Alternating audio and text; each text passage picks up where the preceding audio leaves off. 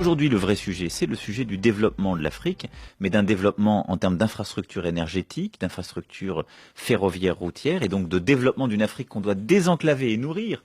Et il faut rouvrir ce vieux rêve, justement, d'Alger au Cap, et d'avoir justement ces grands axes qui permettront à l'Afrique de respirer et de se structurer, permettre un développement endogène de l'Afrique avec un modèle écologique et numérique, et l'Afrique est en train, elle est en train de toute façon de passer des étapes, on le voit sur le numérique, il faut aussi l'aider à le faire sur le plan environnemental, et en s'appuyant sur des partenaires qui ne sont pas classiquement les nôtres.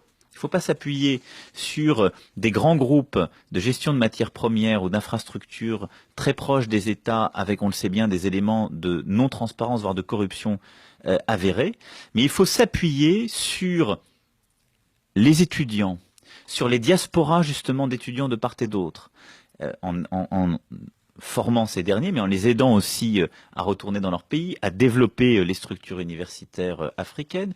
Il faut s'appuyer sur les femmes, qui sont un élément de transparence et de la modernisation et de la transformation des sociétés africaines. Il faut s'appuyer sur l'entrepreneuriat, dans tous les secteurs, mais en particulier dans le numérique. Et vous avez une vitalité économique et sociale africaine qui est là, qui ne demande qu'une chose, c'est l'aggiornamento de notre mode d'action. Et donc, on doit sortir là aussi, si je puis dire, de la rémanence en quelque sorte de la France-Afrique pour avoir une autre forme de diplomatie, de transformation africaine. Nous avons un rôle, assurer la paix et la sécurité en lien avec les États, avec l'Union africaine et en partenariat avec les armées africaines. Ça, c'est une initiative française européenne. Le Mali en est un bon exemple. Et Vous ne craignez pas l'enlisement? Je crains non seulement l'enlisement, mais je crains le développement dans cet arc électrique qui reprend la route des Touaregs, en effet, de plusieurs mouvements djihadistes. On sait que c'est là. Et donc, les prochaines années nous conduiront à réintervenir et à réintervenir au niveau européen. Notre rôle, il est là, principalement.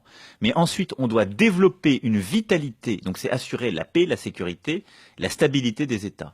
Mais on doit ensuite s'assurer des conditions d'une vitalité démocratique, entrepreneuriale et sociale, et ça passe par un aggiornamento complet de notre politique africaine. C'est ça que j'ai appelé les routes de la liberté et de la responsabilité. Et donc, je veux plus que le chemin de l'Afrique vers l'Europe soit un chemin de nécessité, où des gens fuient, ou des famines, ou des troubles climatiques, ou des troubles politiques, ou économiques pour essayer de survivre. Je veux que ce soit un chemin choisi, mais ce qui suppose le développement africain. Alors dans ce cadre-là, je veux que nous ayons une stratégie française et européenne, ambitieuse en termes d'aide publique au développement, responsable et évaluée, beaucoup plus qu'on ne le fait aujourd'hui, en termes de résultats et de traçabilité des fonds, et avec un dialogue exigeant avec les responsables africains.